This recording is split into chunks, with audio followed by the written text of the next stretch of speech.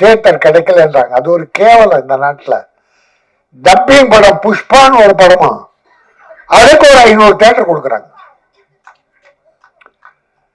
என்ன தமிழ் படம் எதுக்காக எடுக்கிறோம்? எத்தனை புஷ்பாக்கள் வந்து உங்களை காப்பாத்துறோம்?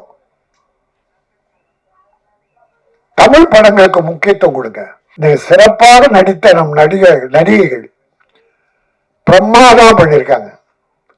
தமிழ் இதுல என்ன பிடிச்சதுன்னா தமிழ் நடிகைகள். முதல்ல தமிழ் நடிகர் நடிகை தேடுவோம். கிடைக்காத பட்சத்தில் நம்ம சகோதர நாடான ஆந்திரா, கர்நாடகா, கேரளா கிடைச்சா பார்ப்போம். இதுலயும் கிடைக்கலன்னா அப்புறம் அந்த இந்திக்கு போங்க. இந்திக்கு போனா அங்க இருந்து அதுக்குன்னு ஒரு செலவு, 3 ஸ்டார் ஹோட்டலு, அதுவே பாதி படத்தை விழுங்கிடும். அதனால நம்முடைய தமிழ்நாட்டில் உள்ள நடிகர்கள், டெக்னீஷியன்ஸ் முதல்ல அவங்களுக்கு வாய்ப்பு, அவங்கள வாழ வைப்போம். அவங்க நன்றியோடு நினைப்பார்கள். போன வாரம் பூரா ஒரு பேட்டி கேட்டாங்க. ஒரு பெரிய படம் தோல்வி ஆயிடுச்சு, பத்திரிகையாளர் தான் அந்த தோல்வி அடைய வச்சிட்டாங்க, விமர்சனம் தப்பு தப்பா எழுதிட்டாங்க அப்படின்னு நான் சொன்னேன். அப்படி யாராலையும் தோல்வி அடைய ஒரு படத்தை வைக்க முடியாது.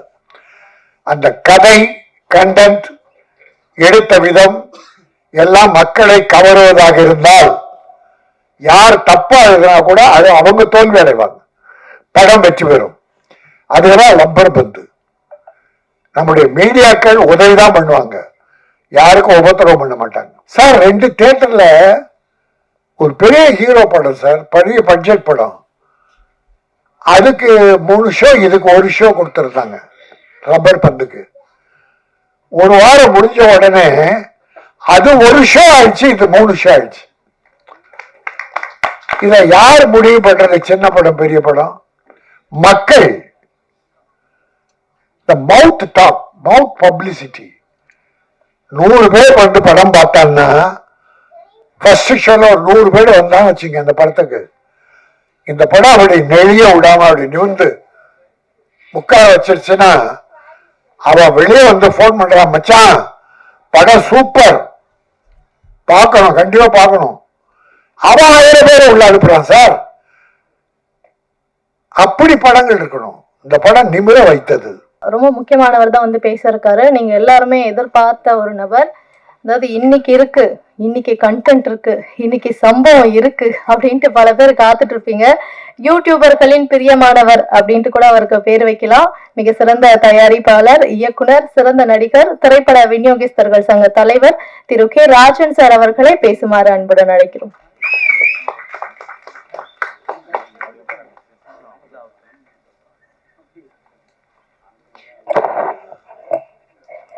அன்பிற்கும் மரியாதைக்கும் உரிய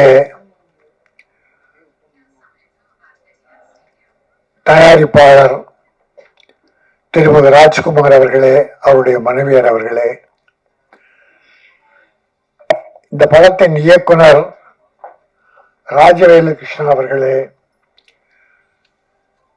என் அருமை சகோதரர் மிகச்சிறந்த இயக்குனர் பேரரசு அவர்களே, மற்றும் இங்கே வாழ்த்தி என்னுடைய அருமை தம்பி இயக்குனர் ராஜ்குமார் அவர்களே, இந்த சிவம் எங்க தாடிக்கார சிவம் சினிமாவுடைய நாடியை பிடிச்சு காட்டிங்க. இப்படிதான் இருக்கணும். இதைத்தான் வலியுறுத்திட்டு வர்றேன். 15 வருஷமா இதைத்தான் வலியுறுத்தி வர்றேன். திட்டமிடல், சிக்கனம். சினிமாவில் எவ்வளவு சிக்கனம் படுத்தணும். நான் இந்த சால்வை போட்டாரே போட்டுக்க மாட்டேன்ட்டேன். அது கூட வேஸ்ட். ஏன்னா தயாரிப்பாளர் பணம் போட்டுட்டா எடுக்கிறது பெரிய கஷ்டமா இருக்கு, திரும்பி வர்றதே இல்லை. 100கணக்கான தயாரிப்பாளர் காணாம போயிட்டாங்க. வலசவாக்கம், சாலி கிராமம், காபிஸை பாருங்க. போன வருஷம் படம் எடுத்த யாராவது இப்ப இருக்காங்க பாருங்க. ஏறக்குறைய இந்த 2-3 வருஷத்துல ஒரு 300 படம் கிட்ட எடுத்தவங்களே காணும். ஆனா தம்பி சொன்ன மாதிரி திட்டமிட்டு வீண் செலவுகள் செய்யாம தேவையான அவசியமான செலவு செய்யணும். சினிமாவுக்குன்னு சில அவசிய உயிர் பிரச்சனைகள் இருக்கு, அது வேணும். அதாவது 25 நாள்ல படத்தை முடிச்சேன்னாங்க, மிகப்பெரிய விஷயம். 40 நாள் போறதெல்லாம் வேஸ்ட். நான் உதாரணத்துக்கு சொல்றதா, ராமநாராயணன், பசி துரை 28 நாள் 25 நாள் தான் படம் எடுப்பாங்க, 100 நாள் போடும். ராமநாராயணன் படம் 25 நாள்ல ஷூட் பண்ண படங்கள்லாம் 70-80 படம் 100 நாள் ஓடி இருக்கு. அதனால் நாள் முக்கியம் இல்லை, திட்டமிட்டு செலவினங்களை குறைத்து தேவையான செலவு செஞ்சு நடிகர்கள், தொழில்நுட்ப கலைஞர்கள் அத்தனை பேரையும் அற்புதமா பாராட்டினார். அத்தனை பேரும் நன்றி உணர்வோடு பாராட்டினார். அந்த டீம் முடியும் போது அந்த மனசுல வாழ்த்து வரணும். மகிழ்ச்சியா எனக்கு இவ்வளவு உதவி பண்ணாங்க எல்லாரும், என் சகோதரர்கள். ஏன்னா இது ஒரு கூட்டு முயற்சி தான் சினிமா, தனிப்பட்ட யாருடைய முயற்சியும் அல்ல, வெற்றியும் அல்ல. இப்பெல்லாம் கதாநாயகர்களுக்காக கொண்டாடிட்டு இருக்காங்க. கதாநாயகர்கள் வெற்றியே கிடையாது, ஒரு இயக்குனர் தான் வெற்றி. இயக்குனர் மனசு வச்சாதான் கதாநாயகனை உருவாக முடியும். ஒரு இயக்குனர் மனசு வச்சா கதாநாயகன் க்ளோஸ் பண்ணிடலாம். அதுல இந்த தம்பி, இந்த படம் ட்ரெயிலர் பார்த்தோம், ஒரு இது ஒண்ணு சின்ன பட்ஜெட் படம் மாதிரி இல்லை, நிறைவா இருந்தது, மனம் நிறைவா இருந்தது. இப்படி நாங்க ரொம்ப, நானும் பேரரசு உதயகுமார்லாம் நிறைய கலந்துக்கிறோம். இப்படி சில படங்கள் தான் அரிதாக, அதாவது மனம் விட்டு வாழ்த்துதல் ஒண்ணு, ஆத்மார்த்தமா வாழ்த்துறது ஒண்ணு. இந்த படம் ஆத்மார்த்தமா வாழ்த்த வச்சிருச்சு. Camera, beautiful camera, music, recording, பிரமாதம், எடிட்டிங், மொத்தத்துல டைரக்டர் எல்லாரையும் வேலை வாங்கியிருக்காரு. இந்த தூவல் ஒரு படம் சொன்னார், இப்ப நல்லா போயிட்டு இருக்கு, பிஎன்சியில போகுது, சரி ஏ சென்டர் தியேட்டர் கிடைக்கலன்றாங்க. அது ஒரு கேவலம் இந்த நாட்டில். டப்பிங் படம் புஷ்பான்னு ஒரு படமா, அதுக்கு ஒரு 500 தியேட்டர் கொடுக்குறாங்க. என்ன தமிழ் படம் எதுக்காக எடுக்கிறோம்? எத்தனை புஷ்பாக்கள் வந்து உங்களை காப்பாத்துறோம்? தமிழ் படங்களுக்கு முக்கியத்துவம் கொடுங்க. நான் 2 விஷயத்தை வற்புறுத்த உண்டு, வலியுறுத்துவது உண்டு. ஒண்ணு, தமிழ்நாட்டில் தயாரிக்கப்படுகிற கைத்தறி கதர் ஆடைகளை அணிவிங்கள். அதோட நம்முடைய நெசவாளிகளின் குடும்பங்கள் வாழ பயன்படும்.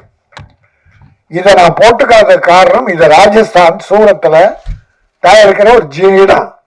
சினிமாவில் நிறைய ஜிகினாக்கள் இருக்காங்க, ஷோ காட்டுறோம் நிறைய இருக்காங்க. அந்த ஷோலாம் நமக்கு வேண்டாம், ஒரு சால்வை பூச்செண்டெல்லாம் வேண்டாம். சிம்பிளா ஒரு கதர் ஆடை, கைத்தறி ஆடை அது அணிவிங்க. அது தமிழ்நாட்டுக்குரியது. கிடைக்காத போது நம்ம வேற மாநிலம் போலாம். அதே போல சிறப்பாக நடித்த நம் நடிகைகள் பிரமாதமா பண்ணியிருக்காங்க. தமிழ், இதுல என்ன பிடிச்சதுன்னா தமிழ் நடிகைகள்.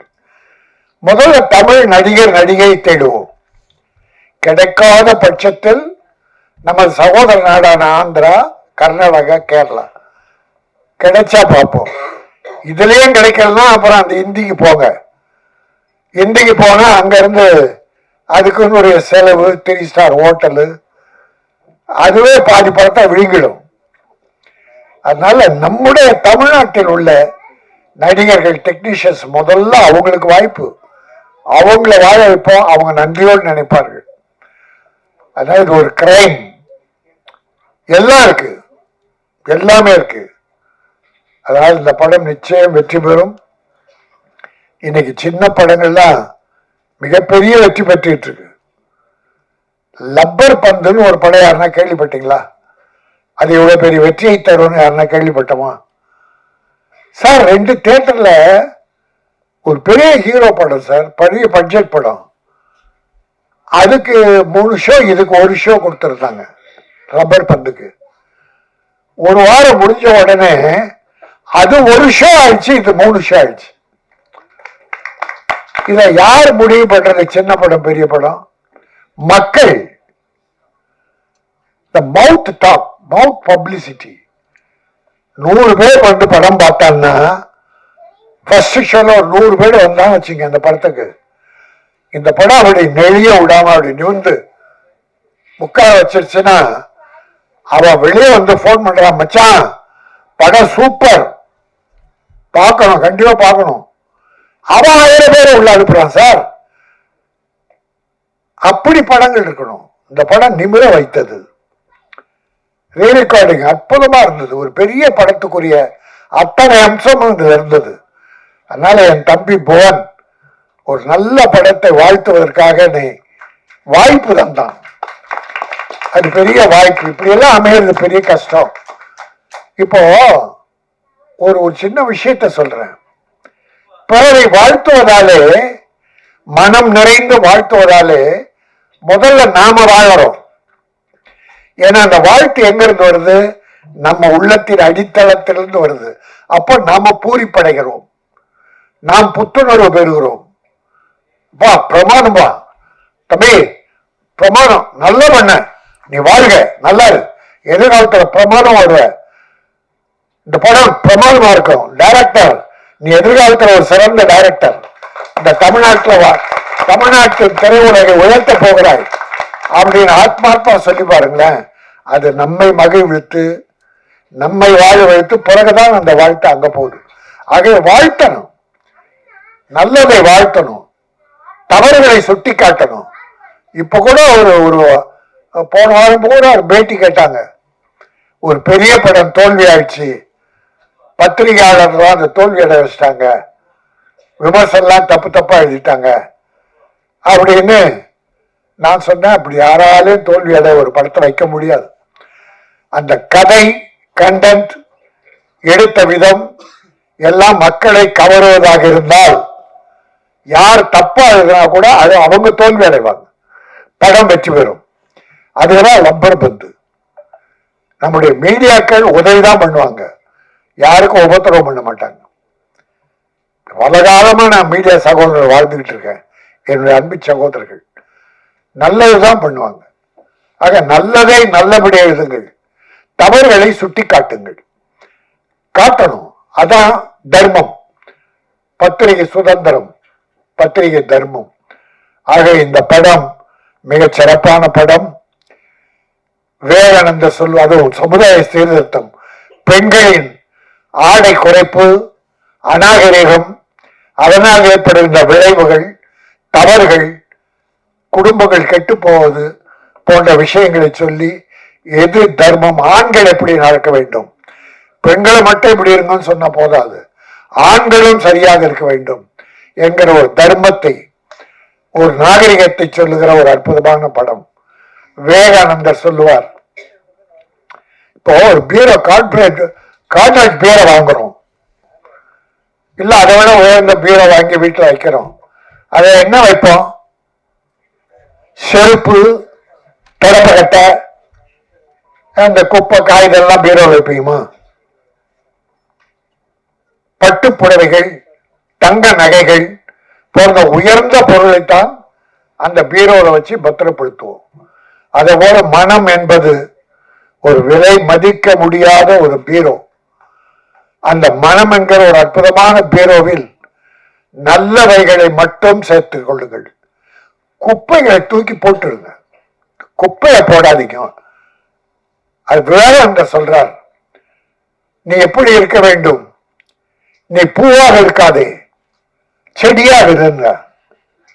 இப்போ ரோஜா காலையில பூக்கும், தாய்மார்கள் பறித்து மாலை தலையை சூடுவார்கள், மாலையில் வாடிவிடும், பூவை தூக்கி போட்டுருவாங்க. ஆனா செடியை போட முடியுமா? செடி பூத்துக்கொண்டே இருக்கும். அதே போல மனிதர்கள் பிறருக்கு உதவி செய்து கொண்டே இருக்க வேண்டும். நாம் முதல்ல நல்லா இருக்கணும், நாம் நன்றாக இருந்து பிறரை வாழ வைக்க வேண்டும். இதுதான் மனித தர்மம், மனித நேயம், மனிதாபிமானம். ஆகவே இந்த அத்தனையும் இந்த தயாரிப்பாளரும் மனைவியும் ஒரு நம்பிக்கையோடு வந்திருக்கிறார்கள். அவர்கள் காப்பாற்றப்படுவார்கள். இந்த படம் வெற்றி பெறும். படம் வெற்றி பெற்று பணம் வந்தால் மீண்டும் படம் தான் ஆரம்பிப்பார்கள். ஆகவே தயாரிப்பாளர்கள் வாழ வேண்டும், நீங்கள் எல்லாம் உதவியாக இருக்க வேண்டும். இந்த குழுமத்திற்கு, இந்த டெக்னீஷியன்களுக்கு, நடிகர்களுக்கு, இயக்குனருக்கு, தயாரிப்பாளருக்கு எல்லோருக்கும் என் ஆழ் மனதிலிருந்து வாழ்த்துக்களையும் வணக்கத்தையும் கூறி வாழ்க வாழ்க வாழ்க.